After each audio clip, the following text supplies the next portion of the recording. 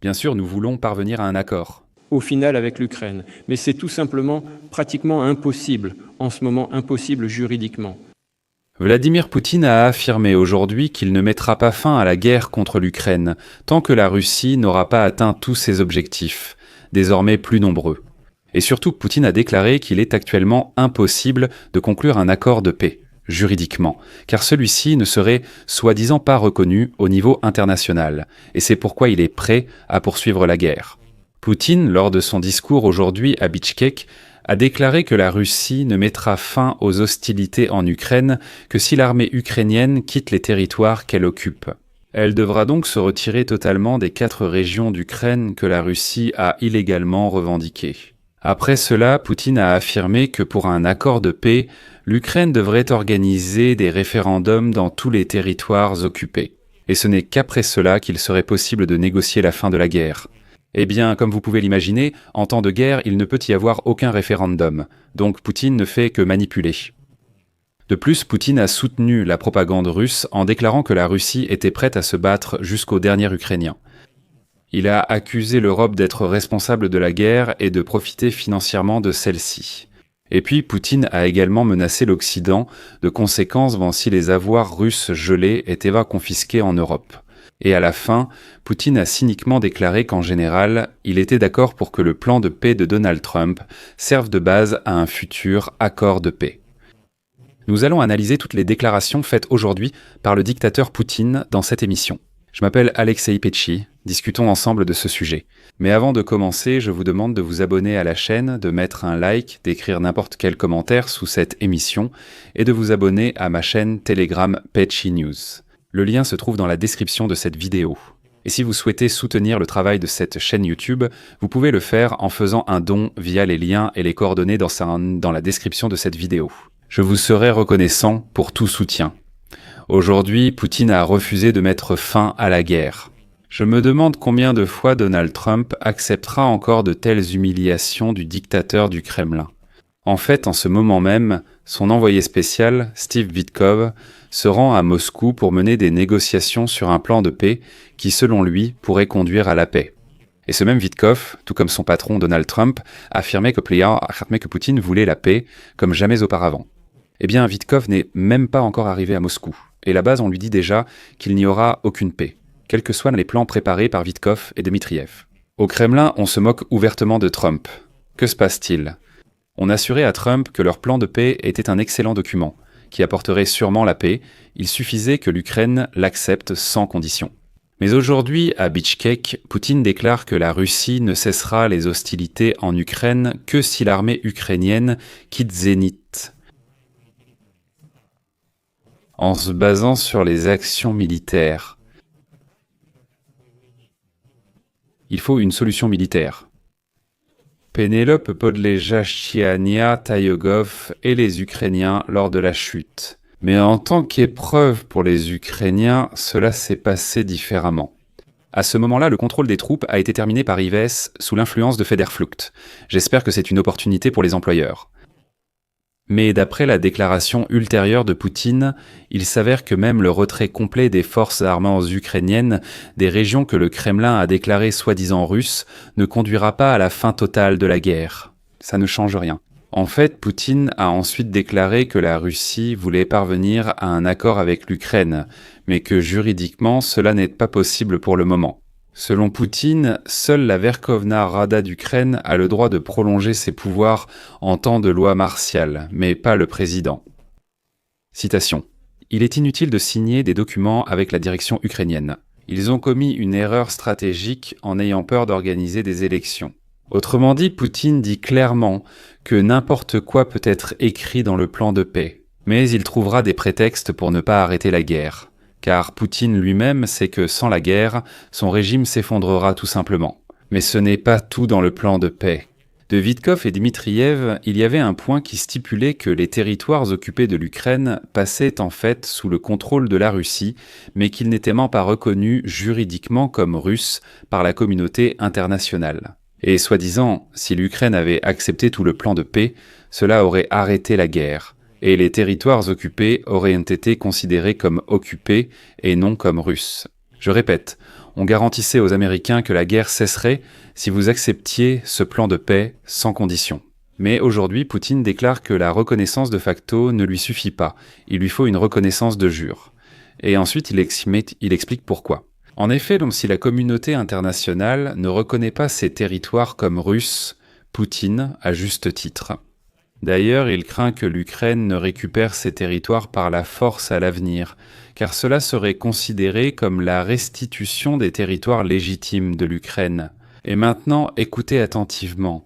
Écoutez bien ce que Poutine dit à ce sujet. Et cela explique beaucoup de choses et montre pourquoi aucun plan de paix ici ne fonctionnera. Nous avons besoin que nos décisions soient reconnues au niveau international par les principaux acteurs internationaux. C'est tout. Et cela a de l'importance parce qu'il y a une différence entre des décisions reconnues de cette façon. Et disons, certains territoires sont sous la souveraineté russe. Et en cas de violation de l'accord, ce sera une attaque contre la Fédération de Russie, avec toutes les mesures de riposte qui en découleront de la part de la Russie, ou cela sera-t-il perçu comme une tentative de récupérer un territoire appartenant légalement à l'Ukraine ?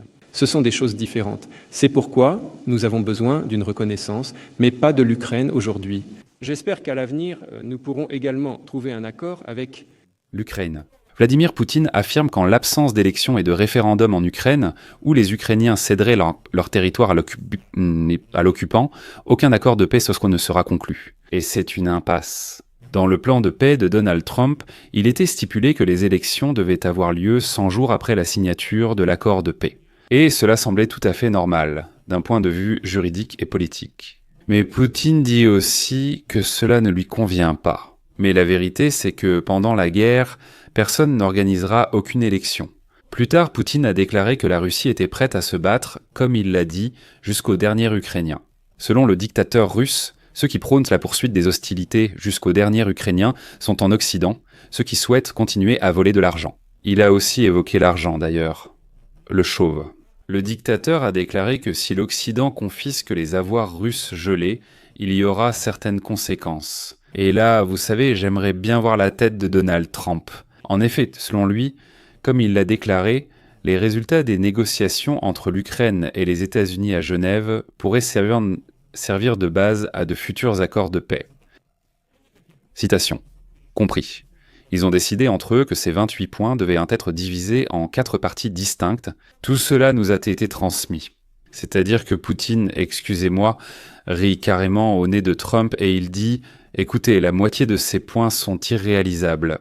Même si les forces armées ukrainiennes quittent complètement le Donbass, je continuerai quand même à me battre. Je veux une reconnaissance juridique de ces territoires comme russes et que le monde entier l'accepte. » Avant l'accord de paix, l'Ukraine organise des élections à la Douma, etc. En tant que président, ce n'est pas à moi de signer avec lui. Surtout que juridiquement, cela n'a soi-disant aucune valeur. En gros, la moitié des points de votre plan de paix, c'est n'importe quoi. Vous pouvez les faire, mais moi, je n'arrêterai pas la guerre. Mais ensuite, il dit « Bon, en général, je ne refuse pas de négocier. » Eh bien, si la Maison-Blanche veut proposer un plan de paix, alors, en principe, je suis d'accord. Autrement dit, c'est une simple moquerie envers Donald Trump. Et enfin, selon Vladimir Poutine, dans un éventuel accord, la Russie est prête à mettre par écrit la promesse de ne pas attaquer l'Europe. Citation. Pour nous, cela semble ridicule. En vérité, nous n'avons jamais eu cette intention. Mais s'ils veulent l'entendre de notre part, eh bien, mettons-le par écrit. Il n'y a pas de problème. Oui, en réalité, il n'y a rien de drôle ici. Parce que le monde entier comprend déjà très bien ce qu'est un rossianin. C'est un être menteur qui, dès qu'il ouvre la bouche, ment immédiatement. Juste avant l'attaque à grande échelle de la Russie contre l'Ukraine, toute la haute direction du Kremlin et Vladimir Poutine lui-même criaient de leur bouche sale qu'ils n'avaient pas l'intention d'attaquer. C'est ridicule, l'Occident exagère, il n'y aurait pas d'attaque contre l'Ukraine. Pourtant, ils ont attaqué. Eh bien, toute l'essence de cette créature qu'on appelle le russe est là-dedans. Je rappelle aussi que le plan initial des États-Unis en 28 points, qui, selon Reuters, avait été élaboré sur la base de la liste de souhaits transmise par le Kremlin après l'annexion de la Crimée, a été réduit d'un tiers. Après les négociations entre l'Ukraine et les États-Unis, Kiev a rejeté 3 dispositions clés exigées par Moscou. Cela concerne la réduction des effectifs des forces armées ukrainiennes, le refus d'adhérer à l'OTAN et la reddition totale du Donbass. Zelensky espérait, vous savez, discuter de questions sensibles avec Trump, mais ce dernier ne l'invite pas encore, disons, à Washington. Donc actuellement, rien ne semble pouvoir amener Poutine à revoir ses objectifs ou à abandonner ses exigences clés. Et soyons honnêtes, à cause de la corruption de l'administration de Donald Trump. Et Poutine se sent plus confiant que jamais. Et il est convaincu qu'il suffit de donner encore un peu de temps à Donald Trump pour faire pression sur l'Ukraine afin que l'Ukraine finisse par reconnaître qu'elle ne peut pas gagner et qu'elle doit négocier selon les conditions bien connues de Poutine. Eh bien, comme nous pouvons le voir, c'est exactement ce que l'équipe de Trump essaie de faire en ce moment. Je ne comprends donc pas pourquoi l'émissaire de Trump, Witkoff, va à Moscou voir Poutine. Dans quel but? Que veut-il y discuter? Voilà la question ouverte, évidente. Pourquoi? En public, Poutine déclare « Votre plan c'est n'importe quoi, je ne ferai rien de ce que vous proposez ». Mais Witkoff part quand même pour des négociations.